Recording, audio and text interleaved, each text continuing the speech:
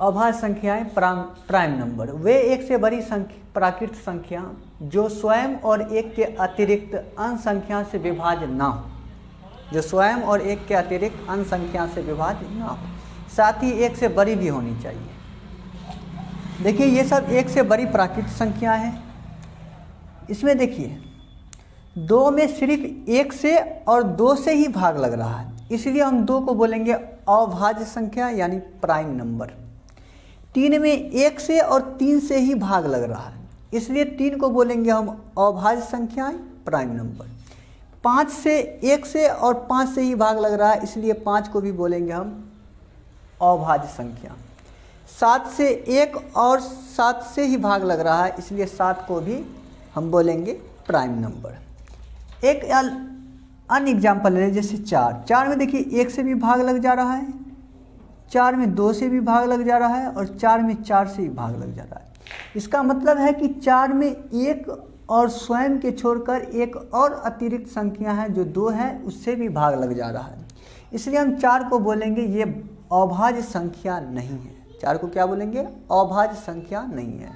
तो 2 से बड़ी वे संख्याएं जो स्वयं और 1 से बड़ी वे प्राकृत संख्याएं जो स्वयं और 1 के अतिरिक्त अन्य संख्या से भाग ना लगे उसे अभाज्य संख्या कहते हैं। जैसे 11 में देखिए सिर्फ 1 से ही भाग लग रहा है और 11 से ही भाग लग रहा है, इसलिए 11 को बोलेंगे हम अभाज्य संख्या। 13 में देखिए 1 से ही भाग लग रहा है और 13 से ही भाग लग रहा है, इसलिए 13 को बोलेंगे अभाज्य संख्या। 9 ले लेते हैं, 9 में देखिए 1 से भाग लग रहा है, 9 से लग रहा है और 3 से भी लग रहा है, इसलिए 9 को बोलेंगे ये अभाज्य संख्या नहीं है। ठीक है, समझ में आ गया? मिटाते हैं। चलिए अगला नेक्स्ट देखिए, भाज्य संख्या को प्राइम नंबर वे एक से बड़ी प्राकृत संख्याएं जो अभाज्य संख्या ना हो। एक से बड़ी वे प्राकृत संख्याएं जो अभाज्य संख्या ना हो उसे ही कहते हैं हम भाज्य संख्या। यानी जैसे देखिए 4 एक अभाज्य संख्या नहीं है, इसलिए 4 हो गया भाज्य संख्या। जैसे देखिए 6 अभाज्य संख्या नहीं है, इसलिए 6 हो गया भाज्य संख्या। जैसे देखिए 8 अभाज्य संख्या नहीं है, इसलिए 8 हो गया भाज्य संख्या। जैसे देखिए 9 अभाज्य संख्या नहीं है, इसलिए 9 हो गया भाज्य संख्या। आ गया समझ में? इसको मिटाते हैं।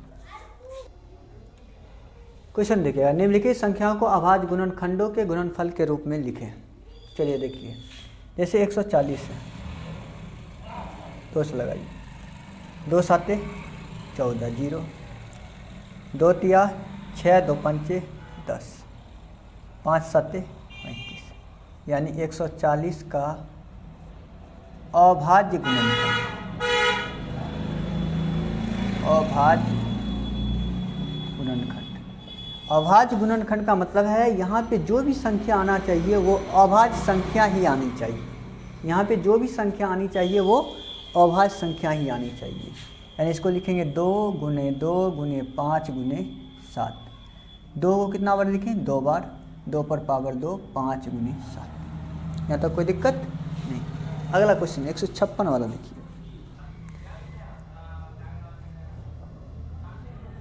156 देखिए, 2 से लगाइए, 2 7 14, 2 8 16,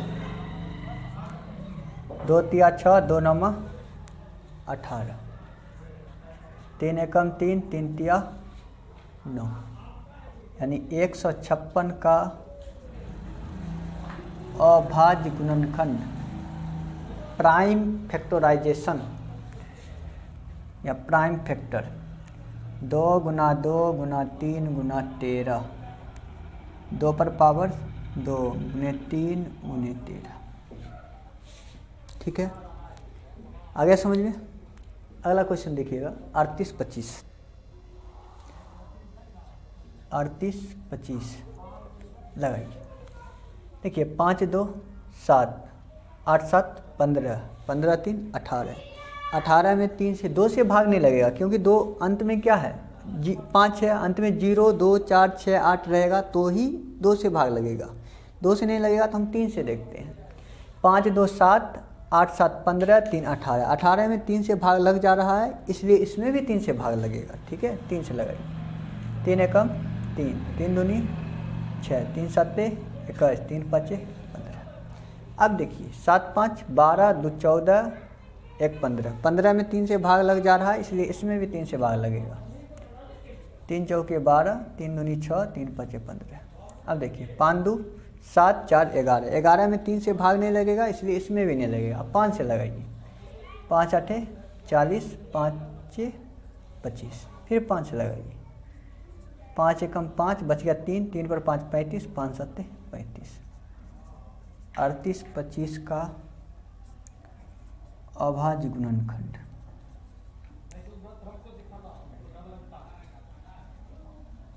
अभाज्य गुणनखंड 3 गुने 3 गुना 5 गुना 17, तो 3 पर पावर कितना हो गया 2, 5 गुना 5 गुना 17, और 5 पर पावर कितना हो जाएगा 2 गुने 17। ये हो गया आंसर। आगे समझ में। देखिए अभाज्य गुणनखंड विधि द्वारा 96 और 404 का महोत्सव ज्ञात करें तथा उससे उनका लॉसव भी ज्ञात करें। ये सब क्वेश्चन महत्वपूर्ण है, ध्यान दीजिएगा। 96 का सबसे पहले हम अभाज्य गुणनखंड करेंगे और 404 का अभाज्य गुणनखंड करेंगे, दोनों का। 2 चौके 8, 2 8 16, 2 दूनी 4, 2 चौके 8, 12 दूना 24, 2 छक्के 12, 2 तिया 6, 2 दूना 4 0, 2 दूना 6, 2 एकम 2 0, 2 एकम 2। अब लिखिए 96 का अभाज्य गुणनखंड 2 गुने 2 गुने 2। देखिए 2 कितनी बार है 1 2 3 4 5, यानी 2 पर पावर 5 हम लिख सकते हैं सीधा, गुने 3। 404 का अभाज्य गुणनखंड, अभाज्य गुणनखंड 2 पावर कितना लिखेंगे 2 गुने 101। अब देखिए तो अभाज्य गुणनखंड विधि द्वारा जब हम मौसा निकालेंगे तो हम देखेंगे दोनों में ऐसा कौन सा घात है जो कॉमन है। ठीक है, यानी 2 की पावर 5 और 2 की पावर 2, यानी ये टर्म कॉमन है। और इन कॉमन टर्म में से जो कम घात वाला टर्म होगा वही उन दो संख्याओं का मौसो होगा, वही उन दो संख्या। अब देखिए 2 पावर 5 और 2 पावर 2 में क्या है 2 पर पावर 2 और 3, और इसमें ये तो कॉमन है नहीं, 101 और इधर भी कॉमन है नहीं, दोनों टर्म में कॉमन नहीं है अभाज्य गुणनखंड, इसलिए हम बोलेंगे 96 और 404 का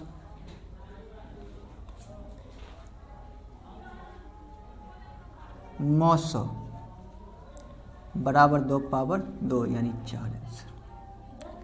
अब कह रहा है कि उससे उनका लॉसो भी ज्ञात करें।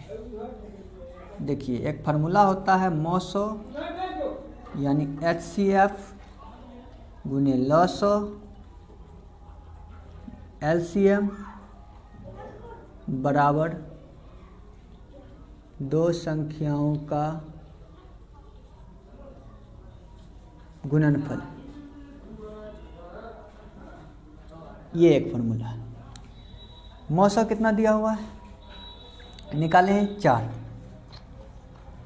लॉसो ज्ञात करना है,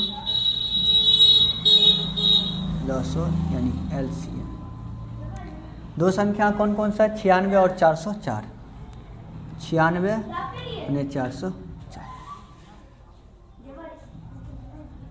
लॉसो LCM बराबर 96 गुने 404 बट्टा ये 4 गुना हम इधर आएगा तो भाग, 4 दूना 8, 4 चौके 16। अब इसको गुना करिए, इसको गुना करिएगा तो आपका आ जाएगा 96 96, यही आंसर। आ गया बात समझ में। चलिए अगला क्वेश्चन देखिए। देखिए अगला क्वेश्चन देखिए, अभाज्य गुणनखंड विधि द्वारा 26 और 91 का मौसो ज्ञात करें तथा उससे उनका लॉसो भी ज्ञात करें। सबसे पहले हम 26 का अभाज्य गुणनखंड निकालेंगे, 2 एकम 2, 2 तिया 6, 91 का निकालेंगे। लगाइए 7 से, 7 एकम 7, 7 या 21। 26 का अभाज्य गुणनखंड 2 गुना 13, 91 का अभाज्य गुणनखंड और 7 गुने 13। इसलिए 26 और 91 का मौसा। अब देखिए दोनों में कॉमन टर्म क्या है, 13 है। दोनों में कॉमन टर्म क्या है, 13 है। और किसी को भी हम न्यूनतम घात वाली संख्या मान सकते हैं। तो 13 है तो इसी यही 13 ले लो, तो यही इसका क्या हो गया, मौसा। अब कह रहा है उससे उनका लॉसो भी ज्ञात करें। मौसो एक फार्मूला होता है मौसो यानी HCF,